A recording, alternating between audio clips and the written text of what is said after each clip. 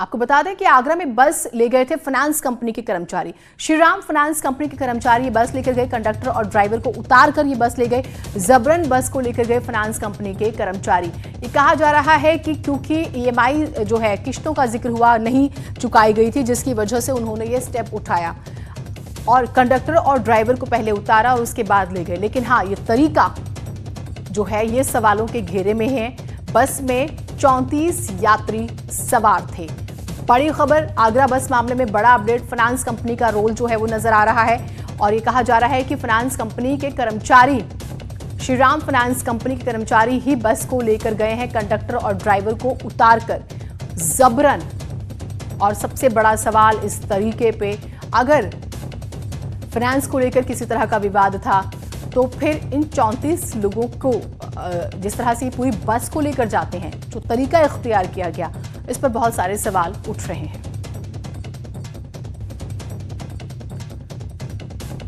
बस में 34 यात्री सवार थे। किश्त नहीं चुकाने की वजह से उन्होंने ये स्टेप उठाया है।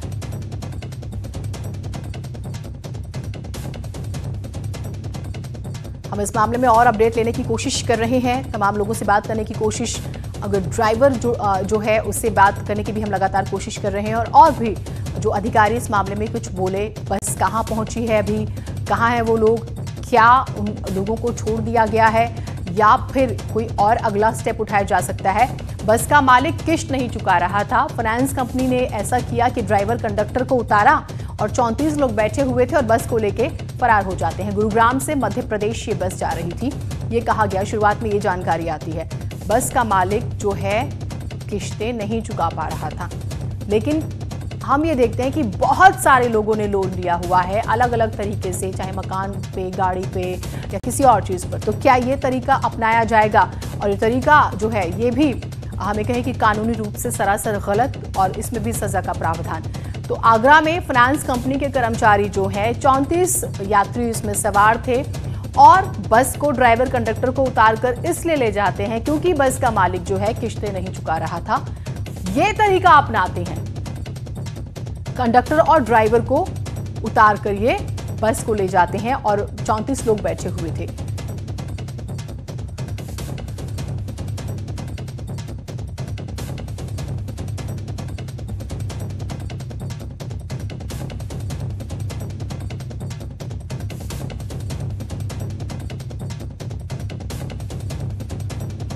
तो श्रीराम फाइनेंस कंपनी जो है, अब ये देखिए क्या ये इस कंपनी का तरीका है? अगर इस कंपनी से कोई फाइनेंस कराता है और अगर किसी वजह से, हम यहाँ पर ये भी नहीं जानते कि बस का जो मालिक था वो क्यों नहीं किश्तें चुका रहा था, लेकिन अगर वो नहीं चुकाता या कोई और भी, तो क्या ये तरीका अपनाया जाएगा? आरिफ हमारे साथ जुड़े हुए हैं। आरिफ, सबसे बड़ा सवाल तो यही, ये तरीका क्या है?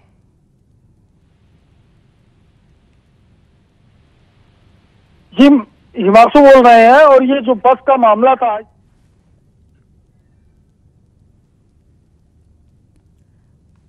शायद हिमांशु हमारे साथ जुड़े हुए हैं, आवाज नहीं आ पा रही है, बात करने की हम कोशिश करेंगे। हिमांशु, आप मेरी आवाज सुन पा रहे हैं? जी बिल्कुल, आपकी आवाज सुन रहे हैं। बिल्कुल हिमांशु, इस फाइनेंस कंपनी का एक तरीका अपने आप में बहुत सारे सवाल लिए हुए हैं। एक हमें कहें कि एक अपराध की अलग ही आप एक थ्योरी बना रहे हैं, एक नया तरीका इजाद कर रहे हैं। बिल्कुल, ये एक तरह से नई थ्योरी है अपराध की। और सीधे सीधे एजेंसी वालों ने जो फाइनेंस कंपनी थी उसने गुंडे भेजे, और ये ग्वालियर की कंपनी बताई जा रही है, श्रीराम फाइनेंस। और इसके गुंडे पहले से ताक में थे और बस में बाकायदा बैठे हैं। बस को ले जाकर के जब ढाबे पर रोका गया है हाईजैक करने के बाद, तो वहां बाकायदे भोजन कराया गया है चालक और परिचालक को। चालक और परिचालक को 300 रुपए दिए इन लोगों ने, और उसके बाद कहे कि अपने मालिक से बोल देना कि किस्त टूट गई है और बस लेके हम जा रहे हैं। सबसे बड़ा सवाल ये है, जो 34 सवारियां थी, 34 सवारियां उस बस में, तो 34 सवारियों को लेकर के वो लोग चले गए और अब तक पुलिस को यह नहीं पता है कि वह सवारियां कहाँ है। आगरा के अधिकारी ग्वालियर के आईजी से लगातार संपर्क में है और सबसे बड़ा सवाल यही है कि वो 34 सवारियां आखिर कहाँ है। चालक और परिचालक को लेकर के पुलिस वाले लगातार सड़कों पे दौड़ रहे हैं कि किसी तरह से सवारियों से का पता चल जाए, लेकिन सवारियों में भी अभी किसी ने कोई संपर्क पुलिस से नहीं साधा है। जो सवारियां हैं हाँ ये पन्ना की हैं और ग्वालियर की यानी मध्य प्रदेश की ही सवारियां हैं ज्यादातर।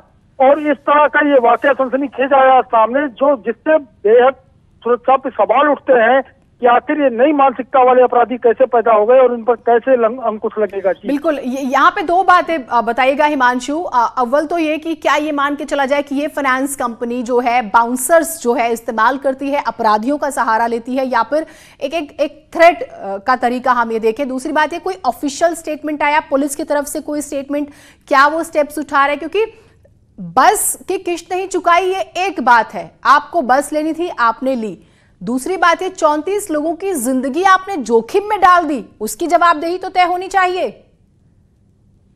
बिल्कुल, इस मामले में एडीजी अजय आनंद से बात हुई थी तो एडीजी का साफ कहना था ये गंभीर अपराध है और इस पर सख्त से सख्त कार्रवाई होगी, क्योंकि अगर उनका फाइनेंस नहीं जमा थी, फाइनेंस की किस्त, तो उनको प्रॉपर जो प्रक्रिया है उसको अपनाया जाना चाहिए था। इस तरह से चलते रास्ते में एक बस को अगवा कर लेना गंभीर श्रेणी का अपराध है और उसी के तहत पुलिस की टीमें यहाँ लगी हुई कार्रवाई की जा रही है। और ये सगल बन चुका है फाइनेंस कर्मियों का, वो बाकायदे बाउंसर रखते हैं और रास्ते चलते ही इसी तरह की कार्रवाई करते हैं। लेकिन ये पूरी की पूरी बस उठा ले जाना, सवारियों को उठा ले जाना, इस तरह का ये पहला मामला सामने आया है। बिल्कुल हिमांशु, सबसे बड़ी बात ये कि हम ये देख रहे हैं कि जिंदगियां आजकल ऐसा लगता है कि ईएमआई पे है, लोगों के घर, हम ये देखते हैं कि आजकल तो एजुकेशन का लोन भी लेते हैं लोग, या हम बात करें गाड़ियों को लेकर लोन लेते हैं, तरह तरह के। और ये कंपनियां पहले लुभाने वाले वायदे करती हैं और आपको बिल्कुल कंफर्ट जोन में लाती हैं, और हमें नहीं पता कि बस का मालिक किस वजह से नहीं किस्त चुका पा रहा था। लेकिन ये जो तरीका अपनाया गया, आपने एक नया ट्रेंड सेट कर दिया आप लोगों को, क्योंकि हम देखते हैं कि फिर और अगले स्तर पर बढ़कर अपराध किया जाता है एक अपराध के बाद, तो आप और ज्यादा क्रूरता दिखाते हुए नजर आ रहे हैं। जी बिल्कुल, इस तरह की जब घटनाएं होती हैं तो और फाइनेंस कर्मियां और फाइनेंस कंपनियां जो हैं उनके लोग भी इस चलन का पालन करना शुरू कर देते हैं। उनको लगता है कि इसी रास्ते पे आकर के किस्त हमारी जमा हो सकती है और बस उठाने का ये प्रक्रिया जो है अत्यंत भयानक कही जाएगी, क्योंकि 34 सवारियों की जिंदगी सीधे सीधे खतरे में है। उनके परिजन उनका इंतजार कर रहे होंगे, लेकिन अब तक वो नहीं पहुंचे। कहाँ है इसका पता ना तो मध्य प्रदेश पुलिस को है और ना ही आगरा पुलिस को है। तो ये सबसे बड़ी प्राथमिकता जो इस मामले में यही है कि आखिर वो 34 सवारियां हैं कहाँ, उनकी कुशलता को लेकर चिंता है पुलिस विभाग को। और उसी के तहत यहाँ कई टीमों का गठन किया गया है, एसएसपी से लेकर के एडीजी और तमाम एसपी सिटी, एसपी ग्रामीण, सभी लोग अलग अलग टीमें लेकर के निकले हैं। लगातार ग्वालियर पुलिस से संपर्क साधा जा रहा है, चालक परिचालक भी पुलिस के साथ चल रहे हैं, लेकिन अब तक सिर्फ इतना पता लगा पाई है पुलिस। आपने हिमांशु एक बात कही कि टीमों का गठन किया गया, आपने आला अधिकारियों से बातचीत की, लेकिन हम एक चीज और बताइएगा, यूं तो बहुत सारे मामले सीमा विवाद में फंस जाते हैं, यहाँ पर कोऑर्डिनेशन किया जा रहा है या नहीं किया जा रहा? जो सवारियां थी आपने कहा कि वो भी मध्य प्रदेश की ही थी, तो किसी तरह की हीला हवाली लापरवाही जैसी स्थिति ना रहे, इसको लेके क्या स्टेटमेंट दिया गया है? टीमें किस तरह से काम करेंगी, कोऑर्डिनेशन किस तरह से किया जा रहा है? जी, सीमा विवाद का मामला उत्तर प्रदेश में कोई नहीं आया है, क्योंकि आगरा का ही मामला था। फिर बाईपास से वारदात को अंजाम दिया गया, उसके बाद आगे जाकर के एक ढाबे पे खाना खिलाया गया। अब सवाल यह है कि मध्य प्रदेश पुलिस कितना सहयोग करती है, तो मध्य प्रदेश पुलिस सहयोग करे, इसको लेकर के यहाँ के एडीजी वहाँ के आईजी से संपर्क कर रहे हैं और पूरी बात की जानकारी भी दे दी गई है वहाँ के आईजी को। और मध्य प्रदेश की पुलिस जो है, ग्वालियर की पुलिस, वो अभी लग गई है इस मामले में, और आगरा पुलिस और मध्य प्रदेश की ग्वालियर की पुलिस दोनों मिल करके फिलहाल सबसे बड़ी यही है कि यात्रियों की लिस्ट बनाई जा रही है। आखिर वो यात्री कहाँ से बैठे थे और कहाँ के हैं, पन्ना के हैं ये तो पता चल गया, लेकिन पन्ना में कहाँ के हैं, तो इसको लेकर के जानकारी इकट्ठा की जा रही है। कुल मिलाकर के सब कुछ अब तक सामने आ गया, लेकिन बस के यात्री कहाँ है वो सामने नहीं आ पाए हैं। उसी को लेकर के सबसे बड़ी चिंता पुलिस भाग में है। जी हिमांशु, 1 घंटे से ज्यादा का वक्त हो गया है, हमने इस खबर को सबसे पहले दिखाया भी था। क्या इतना मुश्किल है बस को ट्रेस करना, कहां कहां से गुजरी? हम देखते हैं सीसीटीवी फुटेजेस जो होते हैं वो भी होते हैं। अगर दोनों ही राज्यों की पुलिस मिलकर काम करे, सहयोग करने में कोई दिक्कत ना हो, तो क्या ये नहीं माना जाए कि अब तक चीजें साफ हो जानी चाहिए थी? जी बिल्कुल, अब तक चीजें साफ होनी चाहिए थी। ये पुलिस विभाग का जो कहना था, जो अधिकारियों से बात हुई, उनका ये कहना था कि शायद सवारियां अपने अपने घर चली गई होंगी, इसीलिए किसी ने संपर्क नहीं साधा। अगर सवारियां कहीं फंसी होती तो निश्चित रूप से 111 नंबर पे जरूर फोन किया होता किसी ने 34 लोगों में। तो ज्यादा उम्मीद पुलिस इसी बात की जता रही, सवारियां अपने घर चली गई हैं, और इस मामले में पड़ना नहीं चाहती हैं। तो यही अभी तक पुलिस की तरफ से यही बयान आ रहा बार बार कि सवारियां अपने घर चली गई होगी। लेकिन हिमांशु, लेकिन हम सिर्फ अज्यूम कर लें, हम सिर्फ ये ख्याल कर लें, पुलिस जैसे आप ये बात कह रहे हैं कि शायद सवारियां घर चली होंगी, हम चली गई होंगी, हम इस शायद के चक्कर में छोड़ नहीं सकते। उन 34 में से किसी एक से भी बात हो जाए कि हमारे साथ क्या हुआ, हम सकुशल घर पहुंच गए हैं, तो इस पर यकीन किया जा सकता है। बस कहां है अभी तक कुछ तो मालूम चले। जी बिल्कुल, अभी तक ना बस का पता है ना 34 सवारियों का पता है। अभी तक सिर्फ इतना पता है कि ये फाइनेंस की किस्त टूट गई है, ये चालक प्रचालक ने बताया। चालक प्रचालक ने ये बताया कि हमें 300 रुपए दिए गए हैं कि आप चले जाओ यहाँ से, हम बस लेकर के जा रहे हैं। तो बस के साथ सवारियां क्यों ले गए, ये बड़ा गंभीर विषय है कि आखिर सवारियों को क्यों ले गए। सवारियों को भी उतार सकते थे, लेकिन दहशत फैलाने के लिए फाइनेंस कंपनी के गुंडों ने इस तरह की गंभीर वारदात दी है, सीधे सीधे पुलिस को चुनौती दी है। एक तरह से जब तक कुछ मामला और सामने नहीं आता तब तक ये माना जाएगा कि 34 सवारियों का सीधे सीधे अपहरण किया गया है। चालक और प्रचालक को हाँ बिल्कुल, सवाल इस फाइनेंस कंपनी पर भी उठता है। इसके बारे में कोई इंफॉर्मेशन अगर ऑफिशियल अधिकारियों ने बताई हो, किस तरह की ये कंपनी है, किस बिहाफ पे लोन देती है, कैसे फाइनेंस करती है, इनके क्या सोर्सेज हैं, कौन से लोग हैं, कौन लोग इसे हमें कहें कि चला रहे हैं, क्योंकि कंपनी की हिस्ट्री जानना भी जरूरी है, क्योंकि दहशत फैलाने की कोशिश तो इन्होंने जिस तरह से की है कि वो जांच का विषय है।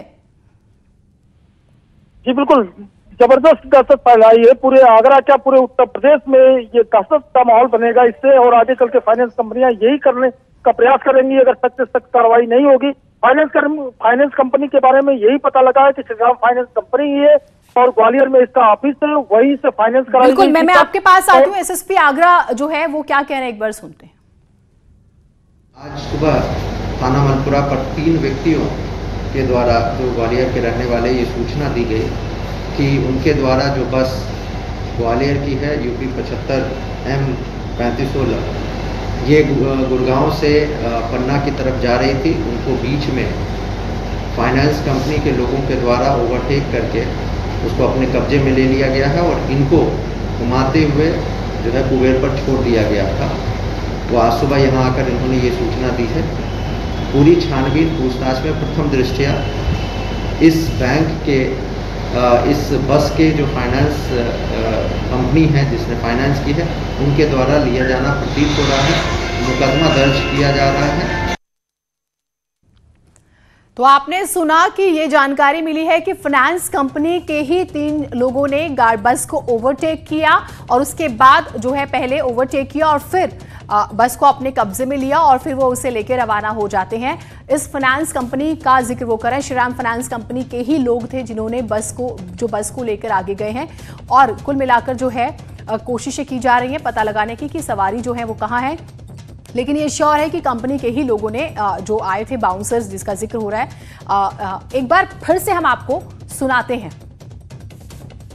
एक करके उसको अपने कब्जे में ले लिया गया है और इनको घुमाते हुए जो है कुबेर पर छोड़ दिया गया था। वो आज सुबह यहाँ आकर इन्होंने ये सूचना दी है। पूरी छानबीन पूछताछ में प्रथम दृष्टया इस बैंक के इस बस के जो फाइनेंस कंपनी है जिसने फाइनेंस की है, उनके द्वारा लिया जाना प्रतीत हो रहा है। मुकदमा दर्ज किया जा रहा है। आज तो आपने देखा कि प्रथम दृष्टया ये बात साफ हो गई है। आपने पुलिस का स्टेटमेंट सुना कि फाइनेंस कंपनी के ही जो लोग हैं उन्होंने इस बस